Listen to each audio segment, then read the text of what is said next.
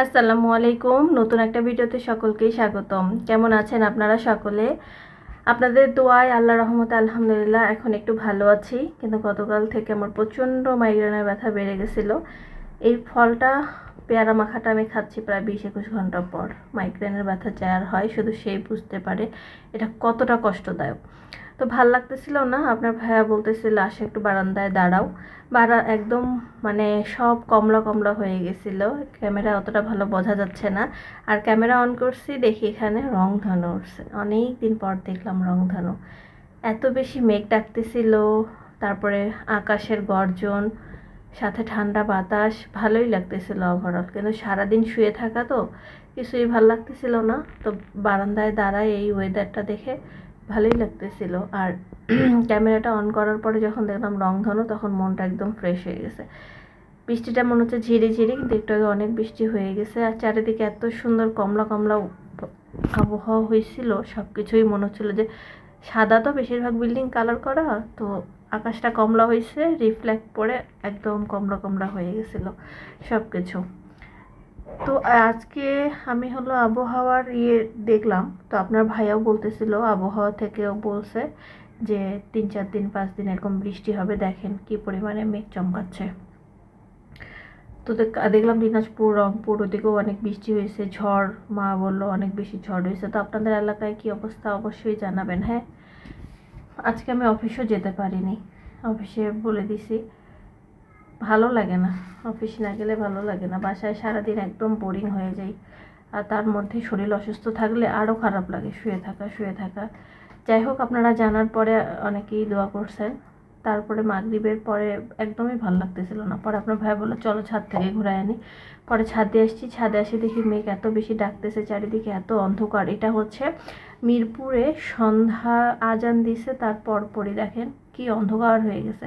এখনও কিন্তু অনেক আলো থাকে, তারপরও মেঘ দিয়ে একেবারে কালো কালো হয়ে গেছে। এই যে দেখেন আমাকে, আর এই যে দেখেন আকাশ চমকাচ্ছে। এই তো বৃষ্টির দিন এভাবেই অসুস্থ শরীর নিয়ে। অসুস্থ হইলেই শুধু বোঝা যায় যে আপন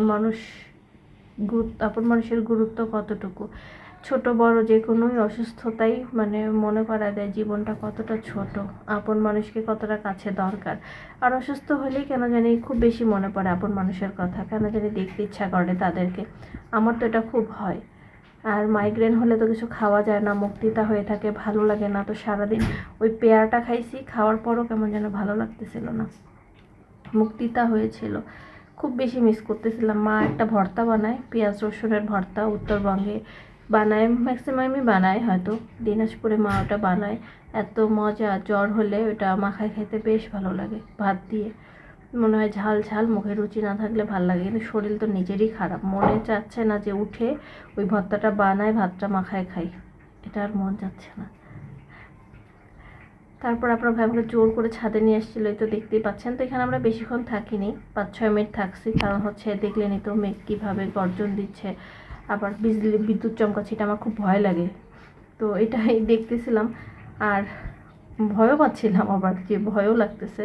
কিন্তু ওয়েদারটা দেখতে আবার ভালো লাগতেছিল, ঠান্ডা ঠান্ডা বাতাস দিচ্ছে, তো বেশ ভালো লাগতেছিল।